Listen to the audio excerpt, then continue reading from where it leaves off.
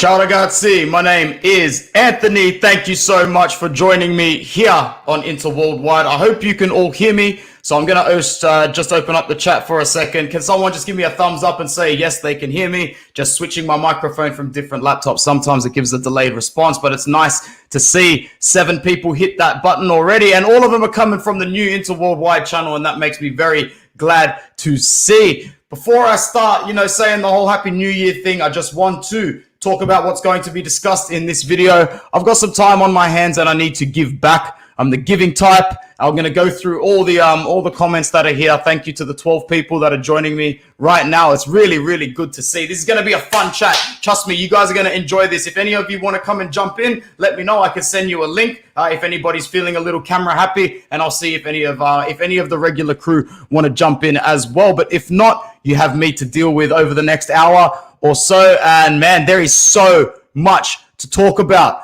And, it's not just the fact that I'm going to use this video to big up my boy Matt Pickham, and because I wanted to do a video on the end of 2021. And here he comes along like he's been all year, last couple years, writing these amazing pieces for Inter Worldwide, putting everything that I wanted to say in this amazing consolidated article, which means I just need to share my screen. I get to do the lazy thing. How good is that? How good is it that there's 18 people joining me on Inter Worldwide so far, which means there's 6 of you on the old channel, Inter Worldwide Extra, 8 of you. I need you to do us that solid, man. I can see you guys. Come over to the new handle, come over to the new channel. No explanation needed. Just get here. Guys, 2021 is all about limoncello. The limoncello is poured. Simone Limone Inzaghi, the man who made everybody who did not believe that things are still very, very possible. I love these comments. I'll get to them in a sec. I know it's really early to have a drink, 11:30 on December 31st, but it's limoncello. Cheers. Thank you to everybody that tuned into Inter Worldwide throughout the year. It's been a great year. It's only going to get better. Oh, damn. Good stuff. All right. Comments first, content second. Matt Pickham says it's been a fantastic year. It is, and thank you for writing about it, man. This video is all going to be about your article. Let's go with Faze's comment first. I just woke up, I see the Twitter, and I'm happy, man. I'd be pretty happy too. I would be pretty happy as well. Jacobud, thank you so much for joining, bro. Vittorio, I see you in the house. Happy New Year. All the best to you and the fam. Sub-Zero coming in another day one. I knew you'd be here on the new channel. No frets, no asks about it. Gerald is here as well, which is fantastic. And Vittorio, hope you and the fellow Interesti had a great Christmas. I hope you did as well, man. I really, really hope you did as well. Gus, what's going on, man? What's up, my brother? What's up with Lukaku? We're going to talk about that. We are going to talk about that. Sue, Lukaku for free in 2020. Bruno says so. Let's get that dry loan with an option for nothing. Nada, a duck, nil. Marotta is playing 4D chess in this crap. 25 people here. This is what makes me really, really happy. Very, very happy indeed. 6 people coming in on Facebook as well. Nice to see you. Man, so many comments to get through. Just let me get through these first. What channel am I in, Gerald? I actually can't see which one you're on. If yours says Inter Worldwide Extra, hold on, guys. My phone is buzzing. If yours says Inter Worldwide Extra, then you're on the old one. Inter Worldwide is the new one. Amira Dropic. I hope I said your name right. Hi, everybody. Almost 2 a.m. in Bosnia. Man, you're the real MVP so far this morning. I thought watching Inter was a big deal. You're watching me at 2 o'clock in the morning. Best year for Inter since 2010. 100%. Chelsea fans are fuming after that interview. Yep, for sure. It's December. You can have a drink early.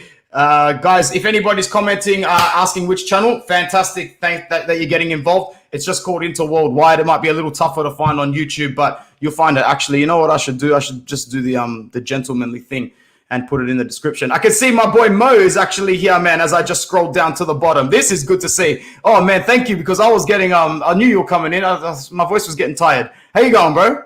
I'm great, and I'm buzzed. Oh, man, me too. Happened. Me too, bro. Let me know if there's an echo. I didn't plug my headphones in. Can everyone hear us okay? If everyone can hear us okay. Yeah, cool. Give me 1 sec. 1 sec.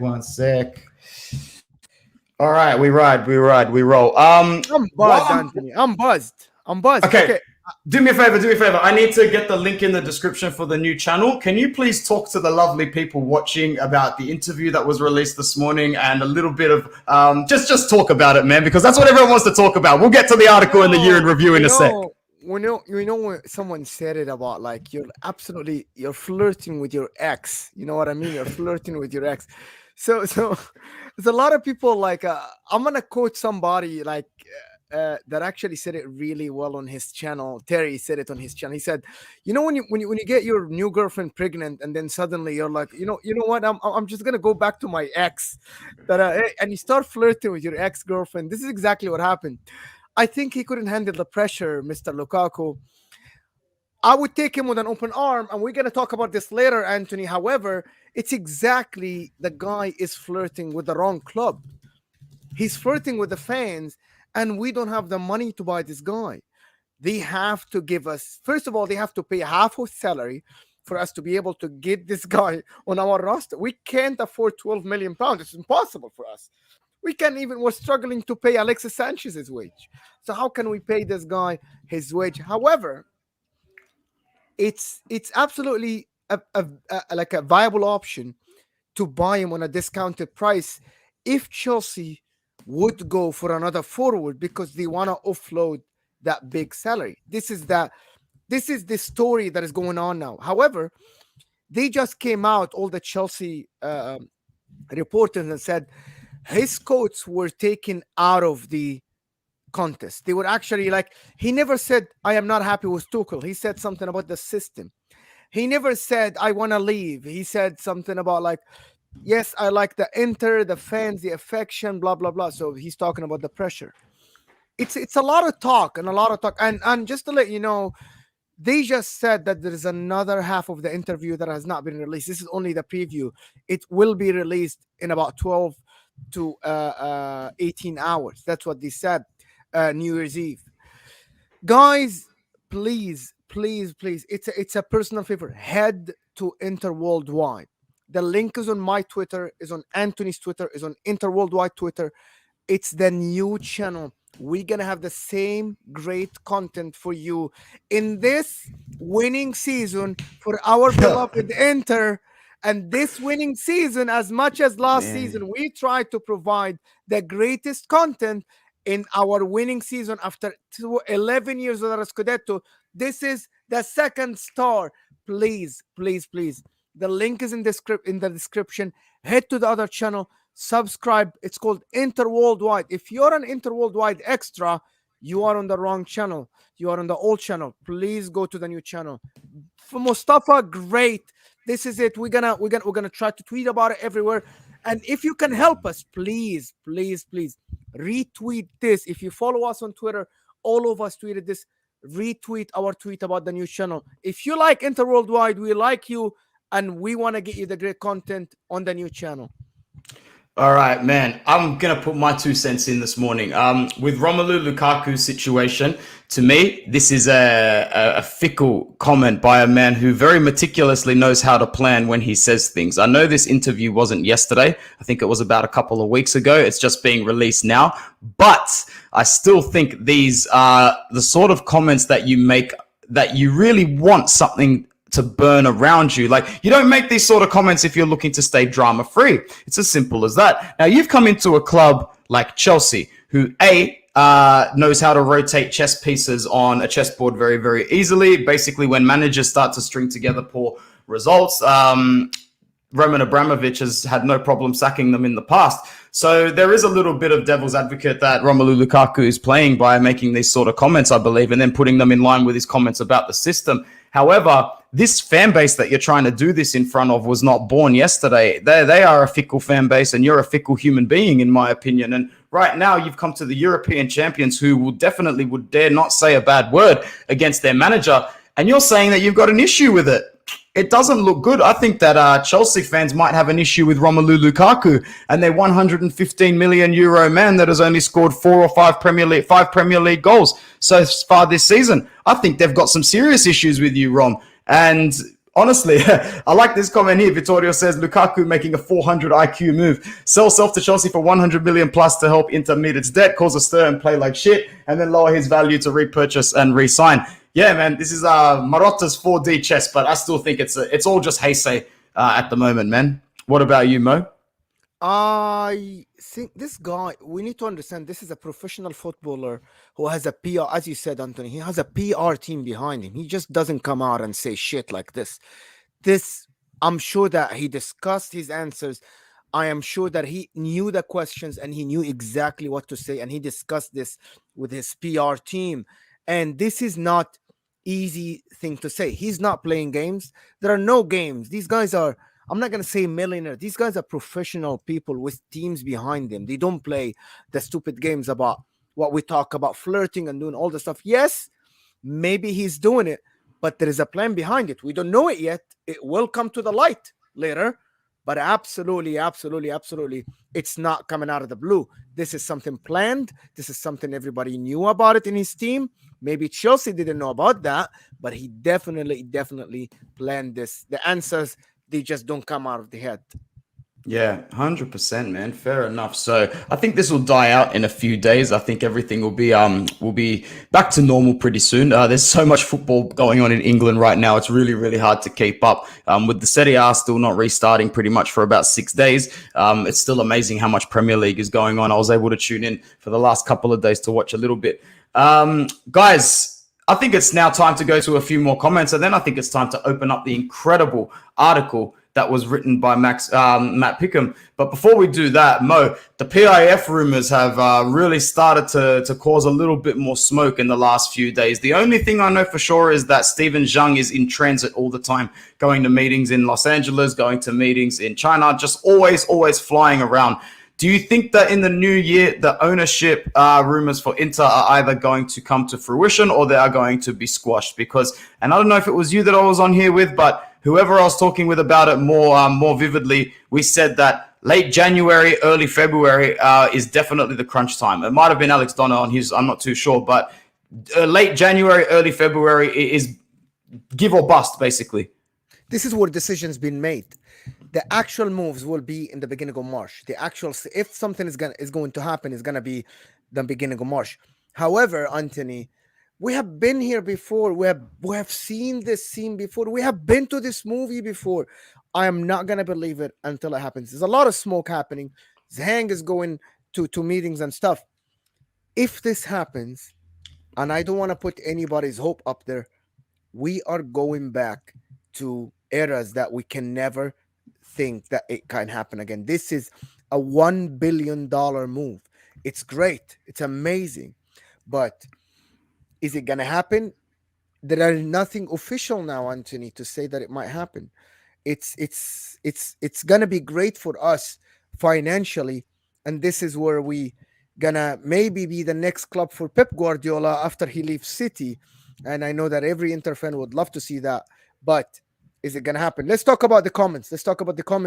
Absolutely. Shout out to Pierre. Thank you, Ben. It's been a great year as well. And I've really enjoyed having you here, Ben, in pretty much every single video. Chris, to you as well. Merry Christmas. Huyan, who's also been here from the start. Thank you so much. Who else we got? Got Aldi. Nice to see you, man.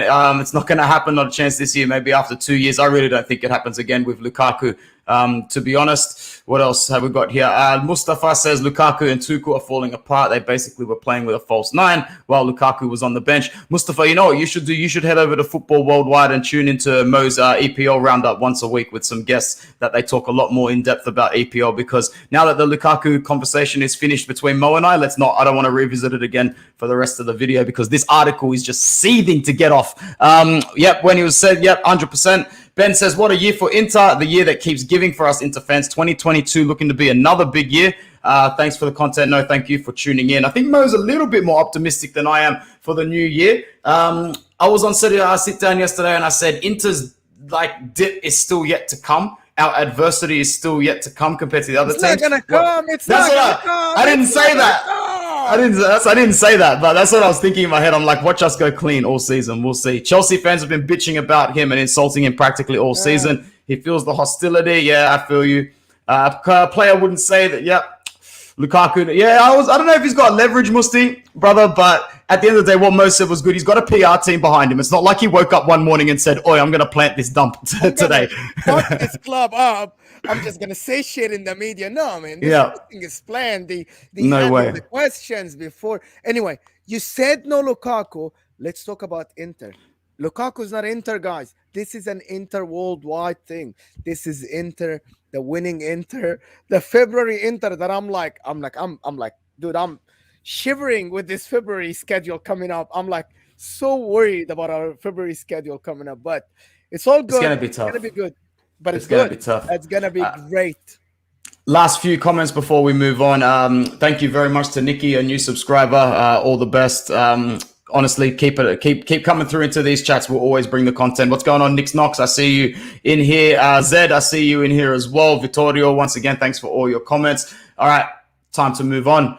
The year that it was, a year to celebrate, like a real year to celebrate. A lot of the time, I'd let anxiety get the better of me, and I wouldn't celebrate until the final whistle, pretty much of most games.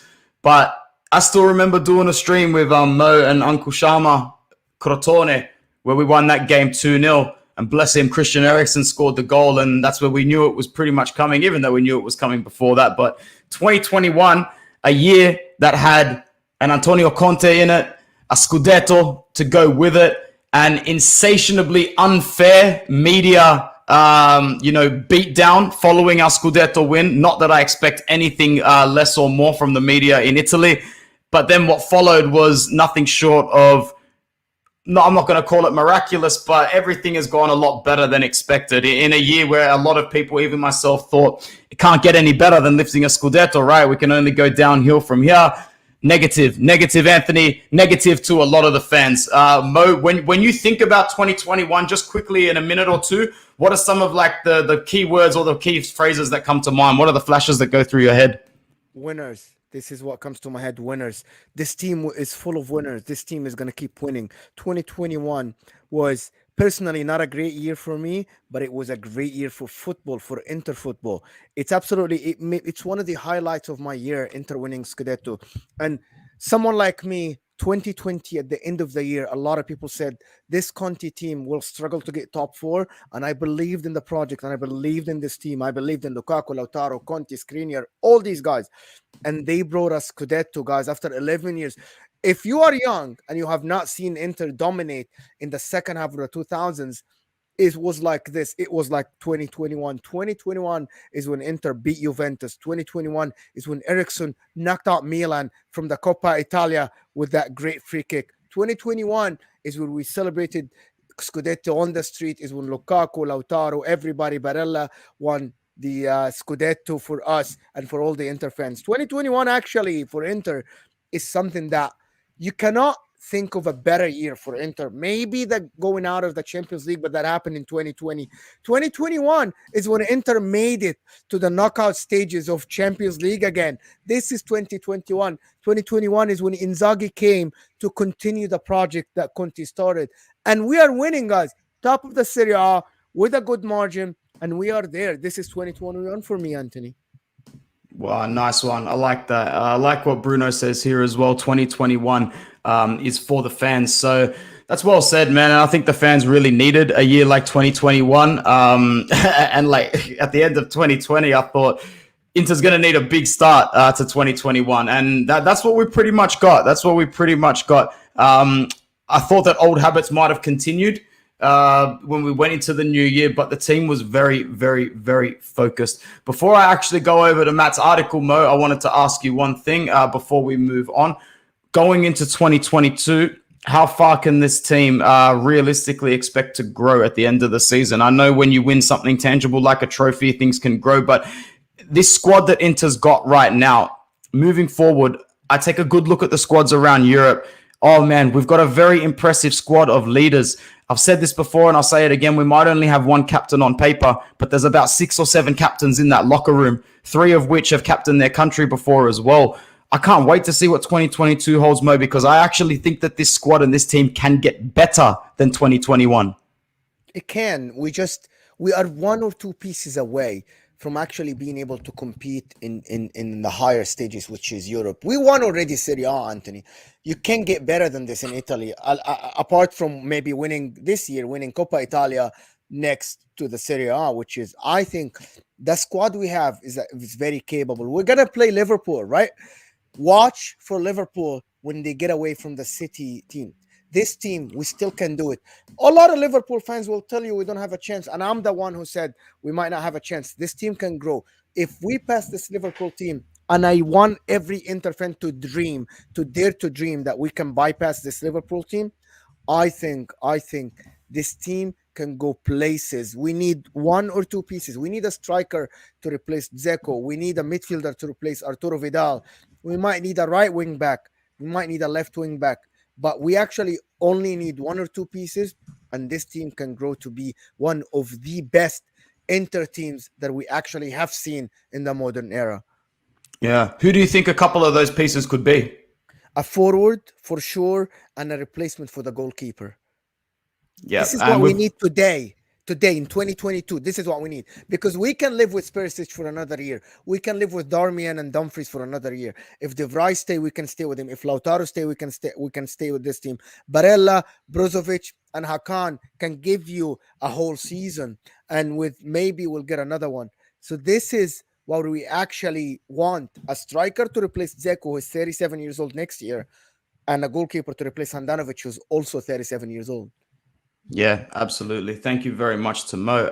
All right. Thank you very much to my friend Matthew Pickham for writing this article. It was fantastic to read, and I can't wait to share it now. He basically says that we're going to take a look back of everything in 2021, including Conte's success, the Scudetto, a crazy Mercato, and finally Inzaghi picking up the pieces while also showcasing his own style of play.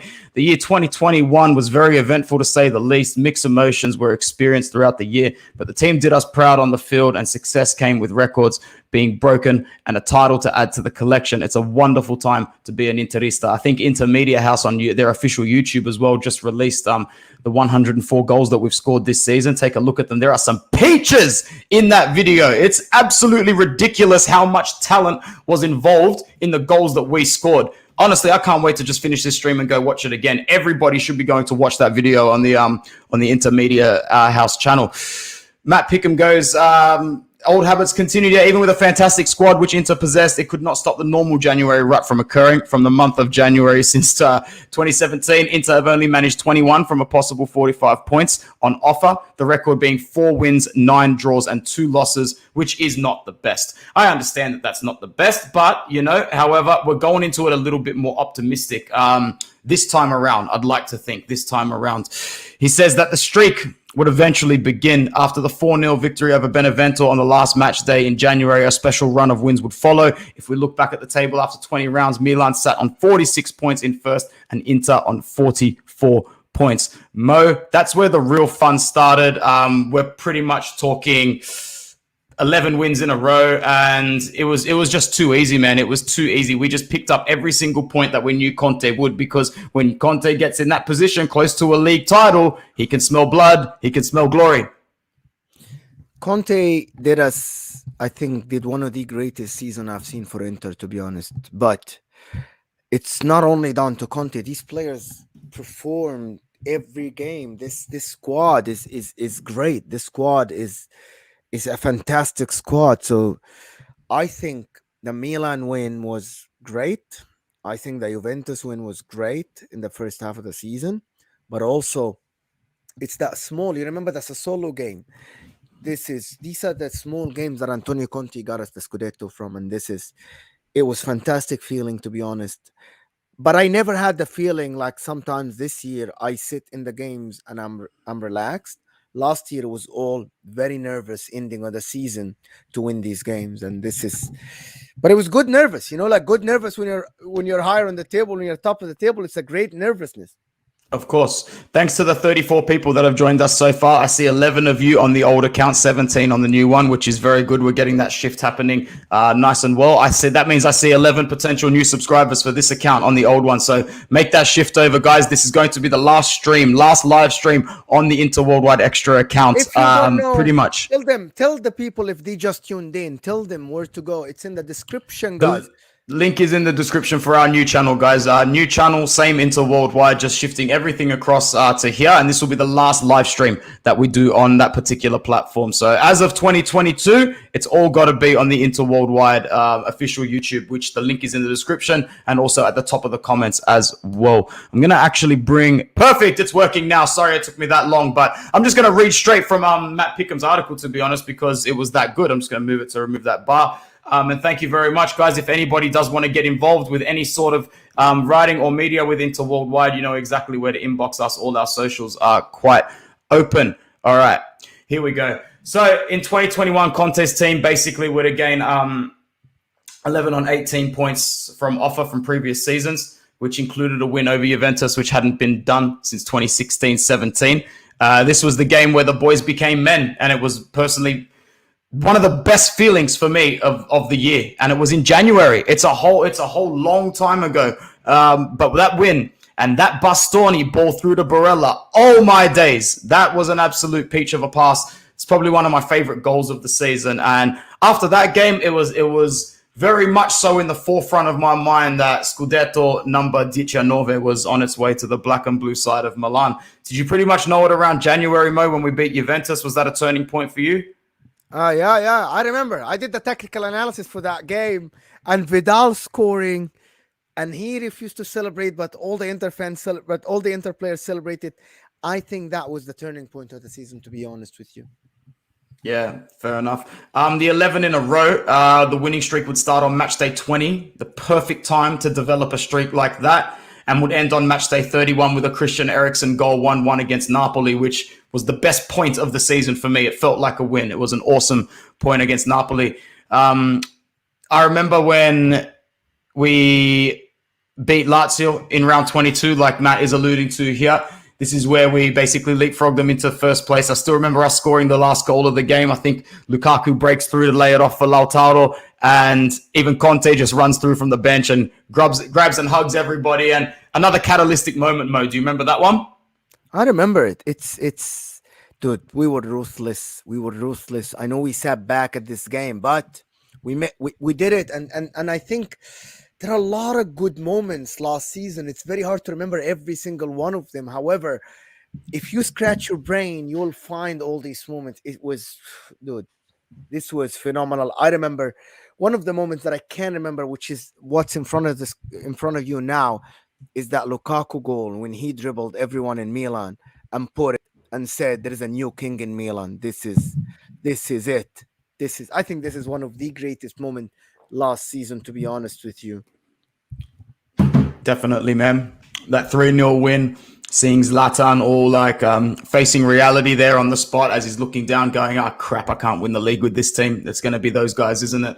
The Scudetto, finally, as Matt says, with 4 matches still to be played, the Scudetto was wrapped up and the celebrations could begin.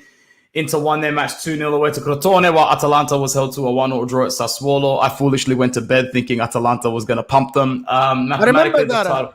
Yeah. I was exhausted, man. I had work on the Monday. I'm like, man, I don't think it's going to come. I don't think it'll come. But, oh, well, it was too easy, man. At that point, it was one either or. Mathematically, the title was Inter's and no one could catch us. There was a party organized for the Giuseppe Meazza the following week, and the players and fans did not disappoint. From the training ground to the stadium, there were tens and thousands of supporters lining the streets. And yeah, it was fantastic. I remember seeing these scenes, man, and I thought, wow, it's a really good thing to be able to see this again, because when you go so long without winning a league title, and the last one comes at a very naive point in your life, I was only a teenager, only a mid-teenager as well, then I needed this one. Every Inter fan needed this one. And to see them, you could tell everyone in the black and blue half of Milano needed this one. Dude, I needed this one. That's like, I'm not that young, but I missed the Scudetto. I miss being the champs of Italy, you know, like we still are the champs. What are you talking about? I missed it before we won it. I missed it. Oh, you missed it. Yeah. I missed That's it. right. I missed that feeling. I don't, because if I was I'm an Inter fan since 1998, Anthony, and I did not see Scudetto until like real one until 2007. to be honest with you. Yeah, Like I yeah, know yeah. that we have the 2005 and 6, but I didn't see it until 2007. And that was a long, long time with a lot of ups and downs. And then now the Benter era and all the shit that we saw from Kuzmanovic. And I don't want to bash anybody from Scudetto being our star in a Milan game. This was ridiculous, Jonathan. And now I see a team that winning the Scudetto in 2021 with a top coach like Antonio Conte, who one of the greatest coaches that I ever coached inside of Italy, to be honest with you. He transformed us. And this Inzaghi guy is gonna make the same achievement, the second star, and nobody can tell you that you're not the better half of Milan. Forget Yeah. Europe. I'm talking internally. We're the better half of Milan. Absolutely, man. It wasn't until the final match day of the season when Inter would lift the trophy after the game against Udinese, another annihilation which ended 5-1. We also ended up pumping Sampdoria 5-1 as well. So the party didn't stop. You know, those goal scoring records that we've broken in the year, you know, take a good look at the performances that we put in after we won the Scudetto. I think we put 3 past Roma as well. It's crazy. 13 goals in 3 games after we won the Scudetto. That's a true powerhouse winning side right there. A moment to remember for many players that it was their first trophy ever gained in football. For the likes of Bastoni and Barella, this is just the beginning, who have plenty of years left with Inter.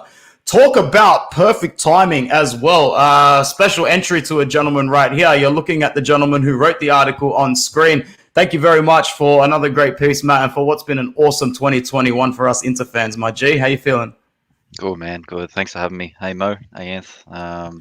Hey, Amen. all. Yeah, it was a joy writing this article. It's been so long where we've had a year where we can just smile and be happy. So, all Interisti, you deserve it. You deserve to be happy. And Yeah. yeah, great things ahead. I'm feeling 2022 is going to be even bigger. So get ready, guys. It is, man. But I know your pessimistic attitude for Inter runs almost in line with mine. You are definitely one of those fans that always expect the worst to happen. So tell me about this next paragraph in your article, man. From joy to panic. Did we really expect anything less at the end of being the champions? No one was going to give us a free ride into the next season, man. Yeah, Conte.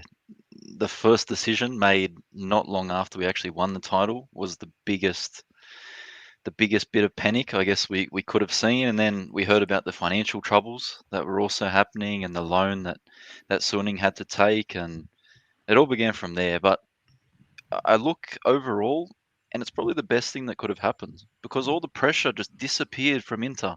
Our rivals thought, they were going to be first, second, we were third, maybe fourth. Inzaghi coming in, it's just relieved all the pressure. So I'm happy that it all went down, even though it was terrible looking back. It's been a blessing in disguise for us. Yeah, absolutely. Now that I've got you here, man, we might as well, I'll keep my article going through it, but we're just going to share this discussion ourselves. Inzaghi coming in, like there was a couple of bizarre things for me that when he did come in, I thought something's a little bit funny with the way things are going down. First of all, I don't think this was a very abrupt thing bringing Inzaghi in. Conte leaving, I think, was in the works for a while. I genuinely do think Beppe Marotta had a hand in the Allegri jar for reasons that we all pretty much know. Because I remember seeing the photos being released at one point outside the Lazio training ground of Lotito and Simone Inzaghi having a bit of a standoff, and I'm thinking this doesn't strike me as people who didn't think that this was going to happen. So Inzaghi coming in, when we were basically in search for a new manager, I couldn't have been more nervous but also optimistic about Inzaghi coming in, because relatively in terms of what else was available, it was pretty much Allegri or him. Looking back on it now, I'm really glad we made this decision, Matt. I'll go to you first before Mo. Yeah, definitely. Allegri, you look at his style at Juventus, the game that we played Juventus, he had Chiesa and Dybala sitting on the bench for the biggest game of their season so far, and he's put them to, I think it wasn't until the 70th minute they came on, and the game actually sort of changed with that. So I'm happy that Inzaghi was our choice, because you look at it now, like the style we are playing, I haven't seen this style for decade. Like it's been a long time. So Inzaghi coming in, what he did at Lazio was fantastic. Taking Juventus on to match day 32, 33 a couple of years ago. Yeah, it's the perfect choice, and we actually look like we're winning games now, and we're going to win the game. Under Conte, we were leading 1-0, and we would get the result, and we were happy with that. But this team is going for the throat. They're ruthless, and I love that. It's fantastic. It's so pleasing to see. It's refreshing to see, my man. Mo, would you have to agree with that altogether? Did you have it like when Inzaghi first came into Inter, or when the rumors were pretty much circulating that we were getting him? Were you a little bit cautiously optimistic or a little pessimistic about it? Remind us.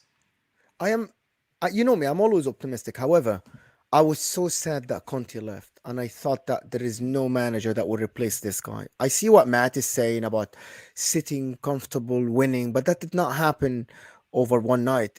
It kind of built up. Like Inzaghi built this team to look like the team that he wanted, like in Lazio, but with better players. So I was happy because when I saw the season, the COVID season 1920, when Inzaghi challenged Juventus for the title and only COVID stopped that run, I thought that this guy can do it with us. And I thought that we'll challenge for the Scudetto, but I never dreamt to be that good, to be honest with you. Yeah, fair enough, man. Well said. Basically, it didn't start very well for Inzaghi in terms of the transfer news. We had Romelu Lukaku say he was going to stay with Inter and then very quickly depart for Chelsea. We had Achraf Hakimi, although we did pocket around about 80 million euros, which is phenomenal, leave for Paris Saint-Germain. And then only 2 weeks into his new job, Inzaghi would lose another one of his strike weapons on the pitch as Christian Eriksen very unfortunately suffered a cardiac arrest at Euro 2020. Ruled out for 6 months, and we all know what basically has happened after that. However, one good thing that happened in the Mercato, that as a result, that many people, myself included, did not think would be great, and now we're looking here as he comfortably strolls himself into the Serie A team of the season so far, was Hakan Çalhanoğlu. What a revelation this guy has been. I was happy that we got him because I think as a free transfer like that, taken from a direct rival in a sense where they still might have been ragging on him and hating on him, but, you know, they were still starting him week in, week out, relying on him week in, week out. Now we're the ones that are using him, you know, week in, week out, but at the same time, he knows very true and well that if he was to fall out of form, there would probably be a different way for Inter to line up. I'm over the moon about Hakan, and I cannot wait to see what he brings in the new year. Mo, you first. How the Hakan experiment has just been a joy to watch. I was just happy that we got him for free. I'm like, no matter what happened, this guy's for free. How much is going to cost? 20 million over 40 seasons? 22 million over 4 seasons? You're getting a top player. If you are to sell Hakan today, you would not get less than 30. And it's just a winning. It's a winning thing that we got. Like, it's this. There is no loss in this. Forget what Milan fans say. They're like, yes, he's not great. It doesn't matter. If I sell Hakan today to any team in the world, I'll get 30 million because I already signed a 5-year contract with this guy. And I demanded Hakan numbers to be more from open play, and he has delivered. He's not only assisted from corners, he actually assisted from open play, and he scored goals. And this is what we want to see. Hakan is one of the best players in Serie A, if not the best midfielder in Serie A today, numbers-wise. Don't tell me, yeah, Barella is great. Don't tell me Kessie is great. Numbers-wise, Hakan is delivering, and you cannot buy statistics. They are there for you. Go look at Hakan's performances. Look at Hakan's numbers. You can't get that for free, and we got it for free. Very nice, man. I'll keep you on that, Matt, and then I'll digress into the other 2 signings, which were the key ones were Dzeko and Dumfries. The Hakan experiment, man, has been absolutely fantastic. And moving into the other 2, I understand people's reservations about Dzeko and his age. I wasn't having a bar of it. I know his ability. I was hearing people's reservations about Dumfries and his technical ability. I was listening to it, but at the same time, one of the key things I kept mentioning, you're getting 2 captains here, 2 very, very well-primed, disciplined players. You got the captain of Bosnia who has scored how many goals in Serie A? He has seen this as his last opportunity to win the league in this country. You think this guy was walking into the dressing room as a retirement package, walking in there going, hey, man, it's nice to be here to chill? Nah, Rom walked out with a Scudetto. Dzeko walked in ready to get one back. I was so happy that he's here. I'm really happy that he's here now. Denzel Dumfries, whichever way you look at him, captain of PSV Eindhoven. The Dutch footballers and Dutch people in general are a very disciplined, prideful bunch. You have got a player that is leaving his heart and soul on the pitch every time. You can see the elation in this guy's face when he has a good performance or when he scores. Those 3 signings, Matt, Hakan, Dzeko, Dumfries, Total paid up front, approximately 13.5, 14 million. Perfect window, perfect way to end after. Obviously, the Ericsson thing was tragic, and he was starting to actually get that chemistry with Inter before the season had finished, and then obviously that happened in Euro, and it was devastating. But yeah, Hakan coming in, I didn't know what to expect. I remember him from years ago scoring that bomb of a goal against Borussia Dortmund, and that's how most people, he got on their radar, and he was a free kick specialist. I'm in a chat with Milan supporters, and they were happy to get rid of him, so I didn't know what to expect, but he's been fantastic. He's the player I wish we had last year when we were struggling in the Champions League. When we're struggling to qualify and we needed goals, and especially against Shakhtar and those sort of teams. But this year, yeah, he's been fantastic. Moving on to Dzeko, what can you say about the guy? He's exactly what Inzaghi needed. If he can turn Immobile into a 30-goal striker a season, then Dzeko will get up there. Already he's on 8 goals from 18. He's going to keep improving as the season goes by. So Dzeko was perfect. And then, yeah, last one in Dumfries. He was one of the best players, I'd say, from the group stages of the Euro. He came out of nowhere. I hadn't really heard of him. I didn't really watch Dutch League. And to start the season, Dumfries made a couple of silly decisions. That penalty against Juventus could have been avoided. And but the last 3 or 4 games, he's starting to adjust. And I know he's starting to pick up the Italian language a bit more. So maybe he's getting the chemistry with his teammates, and he's starting to fit in, and he looks happy, and the fans are starting to accept him, and yeah, it's fantastic. It's a very key thing what you just said, that he looks happy. When your player looks happy, they perform. When a player is pissed and he's not fitting well with the environment, they do not perform. Ericsson in the beginning, it was not the greatest midfielder, but then at the end, when everybody surrounded him with love, when Conte took him, and then Conte made him one of these starters, the guy started to perform really well. And I think this is exactly what Hakan needed, and he did not feel that from any Milan fan last year. But he's seen the love, and he's seen the love not only from the Inter community, he's seen the love from Inter fans around the world. They love him, they tweet about him, they give him all the praise. And this is what this guy wanted. And he got it because he performs well. 100%. Going back to Matt's awesome article, Inzaghi's time to shine. The man under the most pressure was new manager Simone Inzaghi. Imagine taking over from Conte, who delivered into their first trophy in a decade. It almost reminded me of when Benitez took over from Mourinho the year after the treble win. Good analogy, bro. Very deep to the point. Yeah, that facial expression is perfect. It's those ones. I feel you. I really feel you. This time, though, in terms of personnel and a squad, you're looking at a hungrier, younger squad that wants more. Benitez inherited an older squad who really was looking to start to retire, man. And no one better than to put words in anyone's mouth than Marco Materazzi for what he said in the dressing room to Benitez after one of those games, man. It was an absolute shit fight. But preseason friendlies, we did pretty well. We had a 3-0 win over Ukrainian Champs Dynamo Kiev, in which Edin Dzeko scored on debut. Although a little fun fact there, he actually wasn't registered as an Inter player when he played that game. He was actually just wearing the jersey. From that point on, basically, we had a good start to the season, slowish, but still for me, when I looked at the performances at the start of the season under Inzaghi, I could tell that Marotta had made the right decision in every way, shape, or form. There was absolutely nothing that could defer me from that, even in the games where we didn't pick up 3 points. I remember we weren't fantastic against Atalanta, should have grabbed 3 points there. We weren't great against Sampdoria, we drew 2-2, should have grabbed 3 points there. Should have ran out with the win against Juve, but that's a different story. It's Juve. I really don't care about beating Juve as much as I used to, provided we are still at top of the league. It's irrelevant to me if we're out in front. Of course, it's great to beat them, but I never go into a game against Juve thinking 3 points here is die, live and die for me. But Matt, I'll go over to you first again. The first start of the season after Inzaghi, just to be able to sit there with Napoli and Milan, just to be able to keep in touch with them, that was okay for me. And that was proved right in the period that we're in now because we are out in front. Yeah, and we've started to show our style. Inzaghi's starting to get a lot better with his players, and he's picking his right formations, and we're seeing a total a total football. I don't know how to say, but everyone can play in any position on the field. You know, we look at Bastoni this year.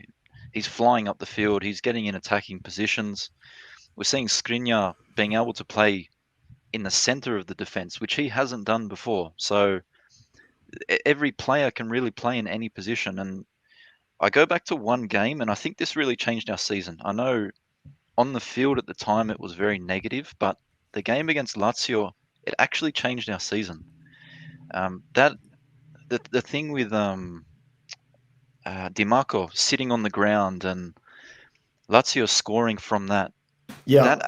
That moment where Dumfries actually stood up and he got in the face of those Lazio players, Handanovic stood up as the captain. I haven't seen Handanovic be this passionate for a long time. And I think that's then going into the dressing sheds. And for me, that moment, we've gone strength to strength from that moment. You know, we've played better than the top teams, Atalanta, Lazio, even Real Madrid. We created so many chances in the Champions League against them. We didn't get the result, but these moments, if we take them against Liverpool, for example, we might beat them. And, you know, it's just things like that. So I think as weeks go by, we're getting more confident. We're getting more adjusted to Inzaghi's style, and it's really, really beautiful. The passing is crisp. The shooting may not be there, but it will get there. So yeah, I'm very happy with how we're going at the moment, and yeah, the season it's progressing well. We're stayed, as you said, we stayed in striking distance to Milan and Napoli, and we're now hitting our straps where they're starting to fall away, but that will change. So yeah, absolutely. We're pretty much on a 7-game winning streak. 6 of them, we haven't conceded a goal, Mo. This defense, like we've spoken about this defense many times before. This defense, it's got to be one of the best back lines in Europe. Why am I so scared to say it? Is it because I support Inter and I'm not supposed to say it? Is because our side by default has never gotten really the respect that it really deserved? I mean, De Vrij benched De Ligt for the national team, and the coach of the team, Louis van Gaal, said to the reporter, "Why are you asking me why De Ligt is benched?" It's a very simple reason. De Vrij is the best centre-back that I have available. I mean, I'll give it, Virgil van Dijk was injured at the time, but still. And then you've got Bastoni, who really should have benched anybody in the Azzurri national team a long time ago, and he'll be there starting now, forefront of the Azzurri as Chiellini's replacement for the next 15 years, you could say, 12 years at least. And then you've got Milan Skriniar, who, I'm just going to say it again, if he was playing at Barca, Madrid, Bayern, PSG, or any of the top 10 teams in England, because that's the sort of marketing and publicity they have over there, he would be in the debate of best centre-back on the planet. Not in Italy, on the planet. Milan Skriniar is one of the best centre-backs on planet Earth. Off you go, Mo. So the reason why it's because of Serie A's not have a lot of marketing around the world, and this is why you can't say, you're afraid to say it out loud, because number one, we are an English-speaking community, but in Italy, in Italian, they say it. They say Tomori is great. They say Skriniar is the best. They say De Vrij and Bastoni is the future. But because we speak English, and most of the English-speaking community in the world, they follow the Premier League, they want the Van Dijk, they want the Diaz. People say a lot of stuff about like other center backs that are not even close to be like similar to Skriniar, but they say, oh, he's better just because Skriniar plays in Serie A. But I'm just going to say here, the back line of Inter is one of the reasons, or not the main reason, is if not the main reason, why Inter is top at this moment. 6 games, clean sheets is a great thing. It's a great achievement. You can't top that. 6 games, clean sheet is a great thing. And this is where we are now because of this backline. Yep, 100%. I would say so as well. Man, the backline that we've got at the moment, and while looking at the value of them, with De Vrij the only one on the chopping block in terms of who might be sold, whether it's to an English team soon or whether it's to, I really don't know who would afford him. I think if we can get these 2 centre-back renewals down packed, De Vrij and Skriniar, we are really, really set for a long, long time. Mo, I see you smiling. Did I miss like a really good comment or something? Yeah. Oh, it's from Sharma. I haven't read it yet, but surely it's good. Yeah, I saw Mo was cheating on us. He was on the football terrace talking Chelsea like he's Lukaku. Yeah, he's a big fan. Well, I'll get to that soon. Mo, another question for you as we move into the next part of this awesome article. We've also been fortunate enough to see some of our crucial extensions, such as Lautaro, Barella, and Di Marco, put pen to paper. Also in the works, hopefully Brozovic, Perisic, and Skriniar will be next, that Balkan crew. I think that Inter on paper, Mo, has one of the most valuable squads in Europe. It's just all about getting a couple of more renewals together, and then you end up really seeing the value. I know in relative strength, inflated strength to the Premier League and all that BS, it's still not the same. But still, looking at this squad on paper and the asset, like with Marotta at the home, I'm trying to speak as a business perspective now. Let's not get too emotionally attached to any of these players, Mo. We've all seen players that we love more leave than the ones that we have now. But it's about moving forward. It's about establishing a dynasty at this club. And if we are going to have to sell our best players at some point, let's make sure we strike a pot of gold in the ground when they leave. So to be honest, I said that like it's shame that someone like Barella someone like Declan Rice and Barella, they are valued the same, even though Barella is the champion of Europe, is the champion of Italy, and Declan Rice plays for West Ham. But it's as you say, the Premier League tax or whatever, because this is the most expensive league in the world and to buy. But on paper, if Barella leaves Inter, God forbid, I would not accept less than 80 million or 90 million for that midfielder, which is going to be a world record for a midfielder after Pogba. And this is something that people don't talk about it, but if Inter needs to progress in the Champions League to have people wanting to stay at Inter, because a lot of players would look, I want to play like Jorginho left Napoli to go for Chelsea and he won the Champions League, right? It's a simple fact. Even though Chelsea did not win the Premier League and Napoli are probably closer to winning a title than Chelsea in the Premier League, but he left. And if you ask Jorginho, he's happy.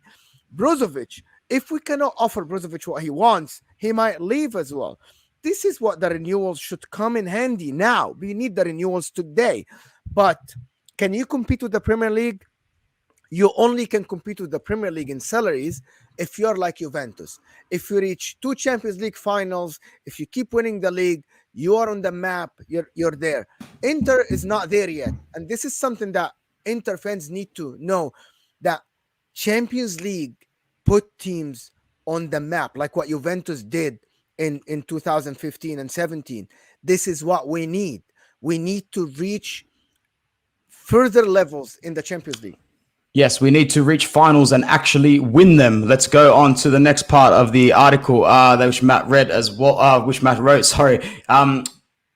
You mentioned it before, man. This is where you started to finish off your article. The ruthlessness of this Inter team under Inzaghi is something that we haven't really seen in a long time. Even under Mourinho, we would never really go for the jugular, especially if we were up by a goal or more than a goal. I remember watching some of those games thinking, this is horrendous. How are we going to come out of this with a result? But we always came out of that one with a result.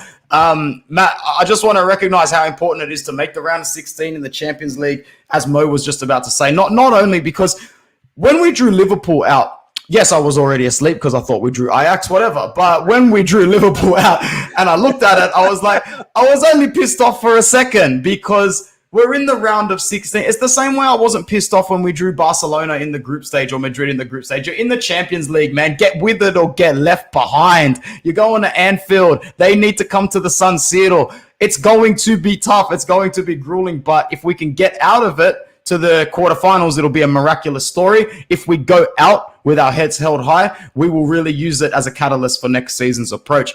Matt, my question to you before we go into something else is, how far do you think this side can get in Europe over the next 2, 3, maybe 4 seasons? We can go deep. This season, look, Liverpool, they are a fantastic, fantastic team. So I don't expect us to actually win. I know that may sound negative, but I don't see us beating Liverpool, unfortunately, unless there's massive, massive injury issues to them.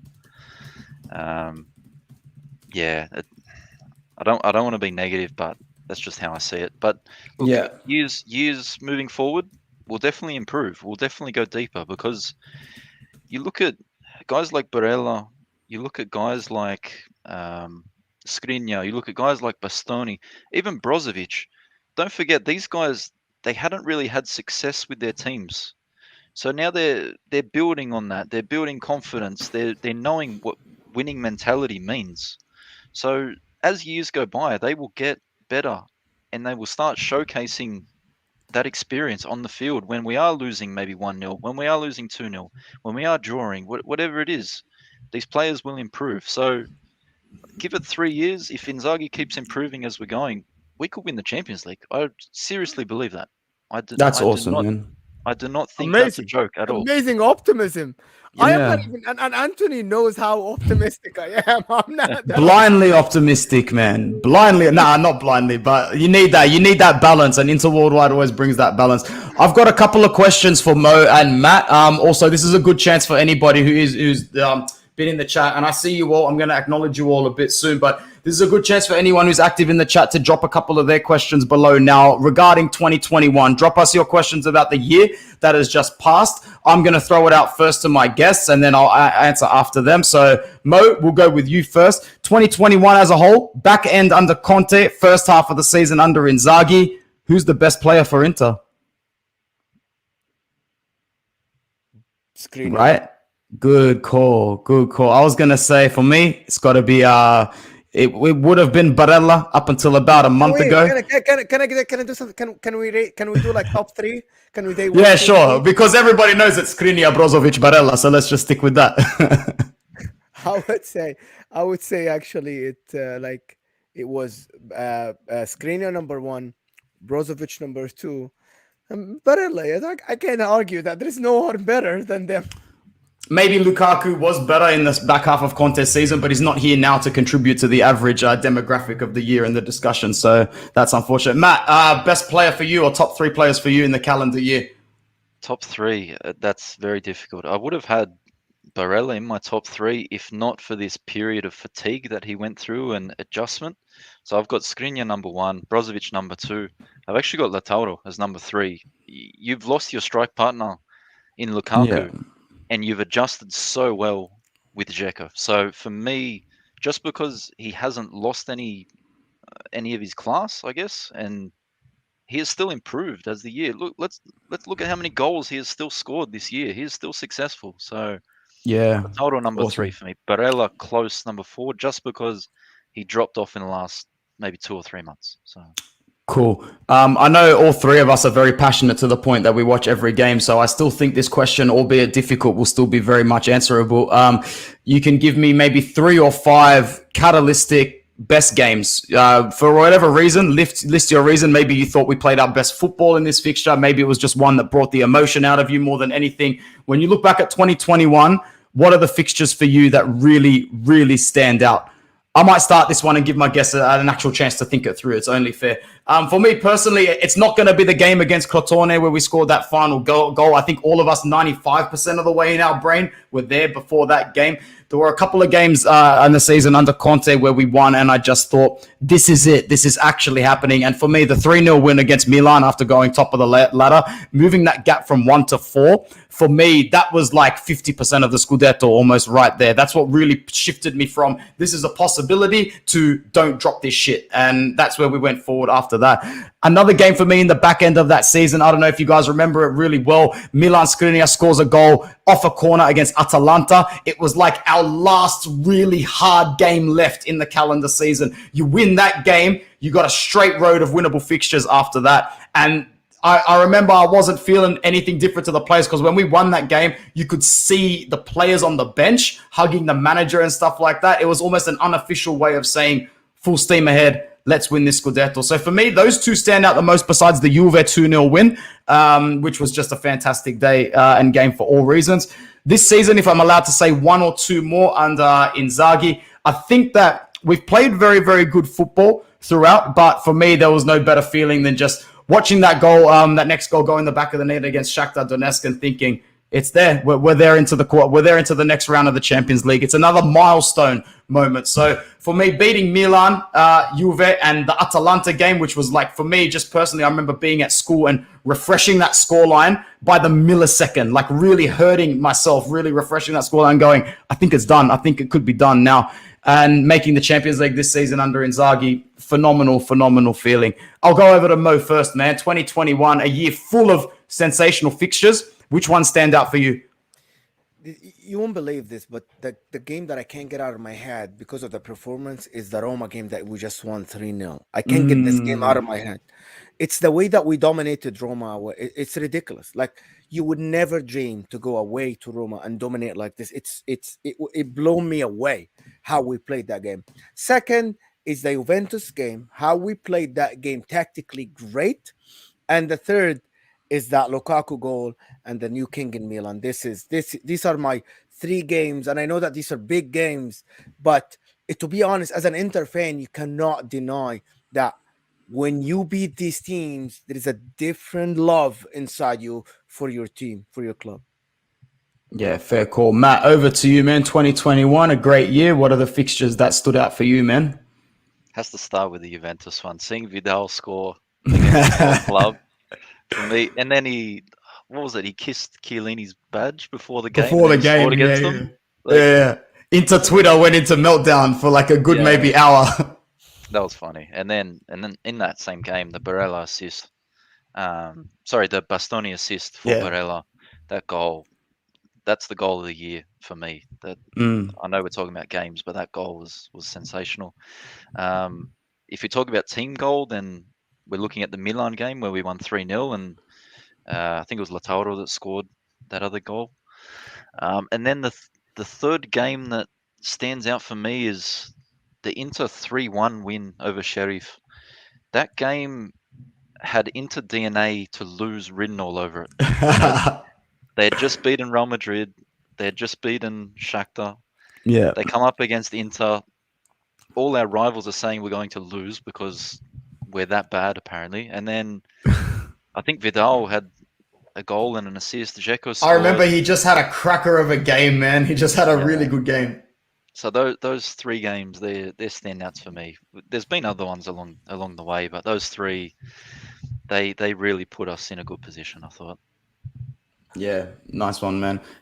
In terms of players that you think have underperformed, do you have anybody on your list that you think in 2021 has just not shown any sort of worth on the pitch? I mean, it's a horrible conversation to have because even thinking about it right now, every player has done a job or fulfilled a duty to an extent. But when you look back at 2021, is there anybody on the roster that has seen some field time that you think this guy just might as well have not been here the whole year? Matt, let's start with you. Yeah, that's a tough one. It is it's not a fair one. It's not a nice one to talk about. Mo, do you want to take it off us? Kolarov is the one that I don't see any value of him being on the squad or the roster, to be honest. But they say he's a big presence in the locker room, and there's a shitload of Balkans in there as well. So you never know. He might. But I'm talking about the field. I'm talking about the field. To be honest with you, I'm talking about every time this guy. I had a lot of respect to Kolarov before Man City, Roma, Lazio before that, but I don't know what happened to him footballing wise because Dzeko come in same age or even older and he performs. So why this guy's form is dipped so much, I don't know. But all I can say is that if Kolarov was not there as a squad, we don't know what happened in the background, right? We don't know what happened behind in the back rooms, right? But if this guy was not there, I don't think our team would have been bar injuries that much worth off. Bar injuries for Vicino. We didn't see Vicino because he was injured, but Kolarov was on the roster, and I don't think he added anything to the team. Yeah, fair enough. Matt, what about you? Stefano Sensi. I thought about it. Stefano Sensi has been the biggest disappointment for the last 2 seasons for me. Gerald Mr. agrees. Glass. And you look at it, he has the potential to be a fantastic player. And I look at it too, Hakan has actually taken Sensi's position. We all thought with Eriksson going down that Sensi would be the guy. Hakan has taken that and run with it. So if we sell Sensi and he performs another club, well done to him, because all he needs to do is stay injury free and he'll be great. But with us, he just can't. No, don't sell Sensi. I love Sensi. Mo's a big Sensi fan, man. I'm a big Sensi fan, man. I'm happy to send him on loan, but it doesn't look like he's going to be used for the rest of the campaign. We'll see. That's the thing. It's not our club. It's not our money. I don't want to sell anyone. This squad that we've got at the moment is going to go towards another title if we don't let anybody go. He'll come out good. Chris agrees. What about Vecino? Do we think he's out? Like, for me, he's the one that can go and I won't see any single difference whatsoever. It's because he doesn't have the talent that like Sensi, there's future. Vecino, it's nothing there. Like you can't do anything about this guy. Kolarov possibly going. Even Gagliardini is outperforming Sensi and Vecino. That's saying something. For me, that just tops the cake. That Gagliardini is outperforming these guys. I don't like to hear that name on Interworldwide. Miran says that Kolarov might be going back to Red Star or retire in January, or going to Red Star. I'm not too sure if he's played there before, actually. But anyway, this was a really, really good stream. I've still got one more thing I need to do, but that's where I'm going to see my guests off, not only for today, but for 2021. It's been fun, especially with you, Mo. Thank you so much for joining me throughout so much content throughout the year, man. I look forward to seeing your face again in what is just another day, tomorrow and the next day, early January. Happy New Year, everyone. Enjoy 2022. Hopefully, it will bring us a lot of joy like 2021. And Happy New Year to every Inter and Serie A and football fan in the world, wherever you are watching us from. Maybe it's New Year already, which is Anthony is going into the New Year in some hours. We are not. I'm still behind. I'm a day behind, but Happy New Year, every Inter fan. Thank you so much, Mo. Yes, we are from the future, definitely, but we just don't have the knowledge. Matt, what are you up to this evening anyway, man? Quiet one for you? Yeah, quiet one, man. Just going over the in-laws for dinner. But yeah, beauty. Yeah, as Mo said, Happy New Year to everybody. Look, for me, like joining you guys and chatting here has been fantastic. I love watching you guys actually talk together. It's great to see your analysis. Mo, you know the game so well. It's really good to see your comments and how you actually dive into things. And 2021's been fantastic to watch everyone on Interworldwide, and I'll keep going with the articles. If people love them, I'll keep doing them. Guys, watch out for Matt's article on Interworldwide. We have a website. If you don't go to our website, we have a lot of articles. This guy writes great stuff. You can read it when you're on a train. You can read it when you're on a bus. It's great. Watch out for his articles. I think more Matt Pickham on the Interworldwide channel as well next year, man. That's coming as well. So thank you both, gentlemen. I'm always humbled to be joined by anybody. Happy New Year and take care. Thank you, guys. Thank you, everybody. We've still got 26 people here now. It's been a very, very good stream. I see 7 of you on the old account. Please make sure you are shifting over to the new Interworldwide YouTube. I'm going to go through some of the comments that I saw in the video previously. But before I do that, I just want to make sure that I give a shout out to Serie A Fantasy. And for some reason, my share screening has just stopped working. So I don't know if I'll be able to share the screen here. I might just get it up on the next one. Anyway, so just bear with me. Thank you so much, guys, for today, for joining me. If you don't know yet, we have a Serie A Fantasy League that we are running at the moment under the Interworldwide account. It is just called the Interworldwide Fantasy League. And if I somehow try and add it back, I'm pretty sure I'll be able to do it. Just give me 1 sec. I'll pin it in the description as well. And here it comes.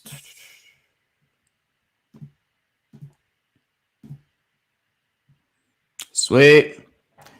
So, Serie A Fantasy, head over to the Leagues tab and you can pretty much join us and put your knowledge to the test. Interworldwide account, there is your code. It's also, link is in the description as well. Make sure you join me and a fair few friends that have pretty much kept up with it from the whole start of the season. There's a couple of different shiftings and placings as well. I need to fix up my team big time, SerieAfantasy.com. Let me go through some of the comments that you guys were leaving and acknowledge a lot of the people that came through today before I stop. It's been really, really nice. I see you guys 15 on the Interworldwide new YouTube as well, which is really nice to see. Thank you to everybody who has subscribed. Chris had a comment in here. Barella is a top to 5 midfielder in the world. I would have to agree with that. This was going in the debate here that was saying, who is more important, Brozovic or Barella? So that's why I'm going to digress here for a couple of you guys to jump in with some more comments. Brozovic or Barella, who's more important? I think that they work pretty well as a package deal. I do think that Inter creates more goal-scoring opportunities with Brozovic on the pitch than with Barella. But yeah, that's still up for debate. You guys let me know right now what we're talking about. There's a couple of nice comments here. Balkan Warrior says, Happy New Year, Forza Inter. Wish all you guys a Happy New Year. Thank you very much, Pierre, for coming in. I appreciate it. I'll stick around for a couple more comments, though, if people are doing nothing and they want to stick around for a bit more. Miran, Happy New Year to you as well. February is going to be a damn hard month. Yeah, you know what? Let's go into that. Let's go into the February fixtures and see what's going on there.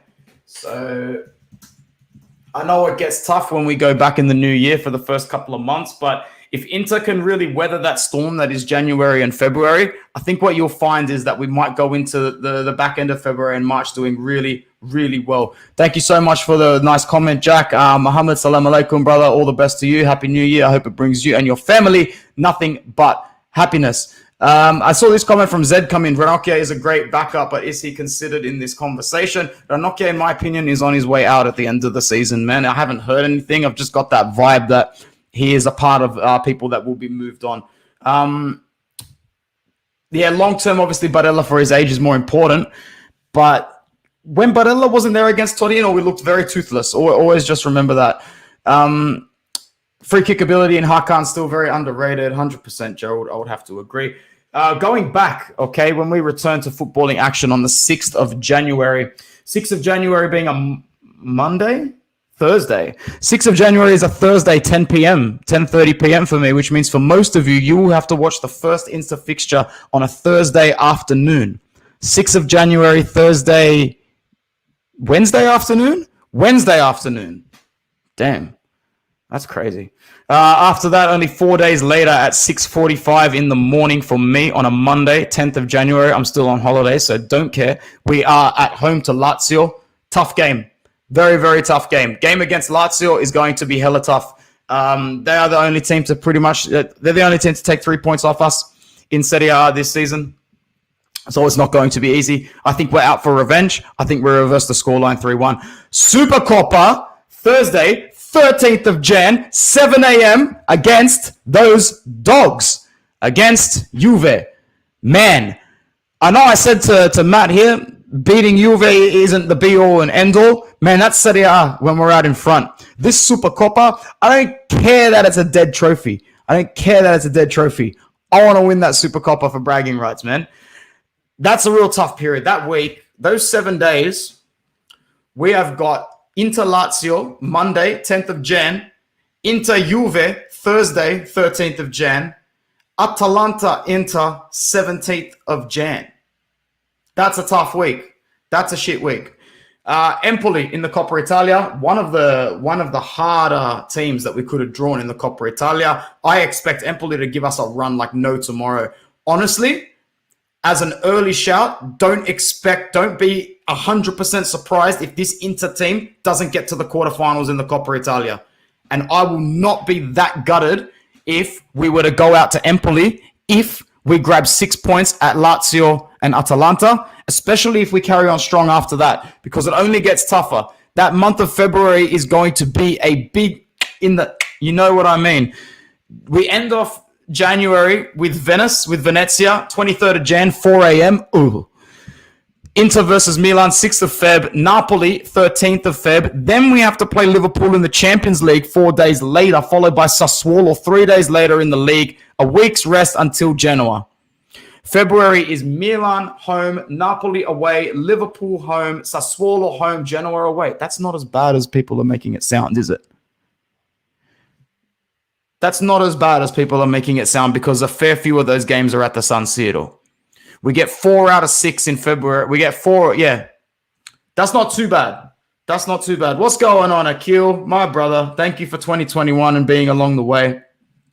Might use this as a nice chance to give a nice shout out to Bruno as well. Jono, thank you for all your help. It's always been a pleasure. I can't wait for next year. To Mario and Christian Rivas, always lending me their time. To Alessandro for all of his work for the brand, such a value. Thank you so much to all the guests, all the amazing people that have lended me their time. Thank you to Alex Dono, who's helped me a lot this year as well on this channel and on his channel. It's been very, very nice, and I can't do it without all these nice faces and all these nice people that are coming through into the chat on every single video. We've still got 26 people here now, and I'm barely even talking about anything. So you guys have proven yourselves as very, very loyal, and I love that about each and every one of you and our Inter fan base.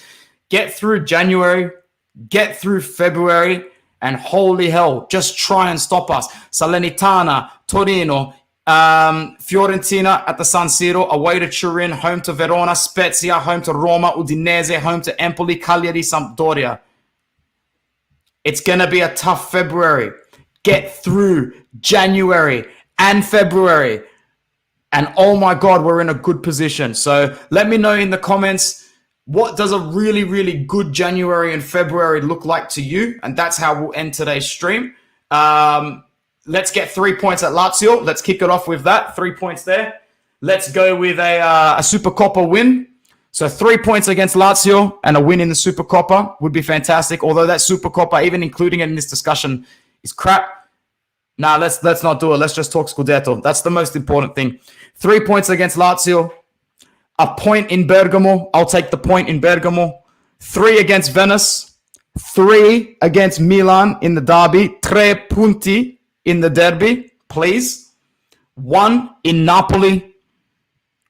3 against Sassuolo. 3 against Genoa. Let me count them up. 3 against Genoa. 6 against Sassuolo. 7 per Napoli. 10 Milan. 13 Venezia. 14 Atalanta. 17. We come out of January with 17 points out of a possible 21. That is really, really good stuff. We come out of February with 17 out of 21 points. I will be extremely happy. I don't think there will be a team in the league that can catch us if we can do that. I hope Inzaghi and the boys are looking at this calendar, thinking where they can pick up these points, because there are points that can be seriously picked up.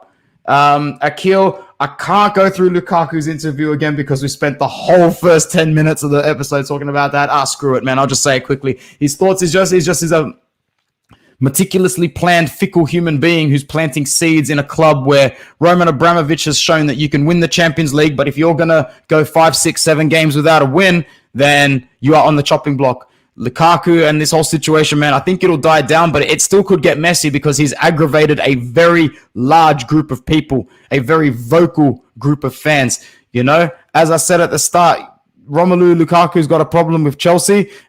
Wrong. I think Chelsea and their fans have got a problem with Romelu Lukaku. Jack says, I'd say top 5. Inter fans are perhaps not too in tune with the other leagues. I have to say, I can't wait to watch Jeremy Borga on Atalanta. Big fan of him. Good comment from Chris, man. Jeremy Borga to Atalanta is low-key one of the better transfers that you will see in Serie A all season. So I'm very excited to see what comes with that, to be honest. Jack says, Barella, we didn't have a Bras Vozovic for 3 to 4 years. With Inter fans, you can't gauge him. Anyone who watches football can see that Barella is the better footballer. I don't know in total if he's the better footballer, but he's definitely a more valuable asset to us at the moment. And I do like him more as an overall player. Brozovic, but we got to get that contract sorted. We really do need to get that contract sorted. Guys, I'm pretty sure now is a pretty good time that we can, hopefully we're safe from the latest COVID rampage, man. We're quite lucky in that sense as well. We've been lucky with injuries, but this doesn't happen overnight. We've been building our backroom staff, our medical physicians, our team for a long time. Matt says, forgot to mention Matthias Ginter to Inter, tells me that De Vrij will be replaced. The thing is, Ginter's not really, he's good, but is he starting material over De Vrij? I would say no. And De Vrij at only 29 years old, it's not the youngest, but a player like him still got 3-4 years, I think, left in him. So thank you, everybody who came in on this stream. Thank you, everyone, for 2021. The Limoncello show goes on. Limoncello ball, Simone Limone Inzaghi, our manager. Can he take us to a 20th league title? And most importantly, the second star on top of the badge. That is going to be something really nice on the kits and on the chest as well. All right, guys, from everyone here at Inter Worldwide and myself, have a happy and safe new year. Be nice to one another. Ciao, ragazzi. Ciao, Pietro. Ciao, Chris, Matt, Kamal, Jack, Akil, Musti, Akeem, Balkan Warrior, thanks for all your comments this year, man. Mohammed, Zed, Pierre, Gerald, thanks for all your support this year, man. I appreciate it. Keston as well. Miran. Have I left anybody out? in particular for today. Even if I did, you guys know what it is. You know what it is. Thank you so much and Happy New Year to you all. Ciao ragazzi.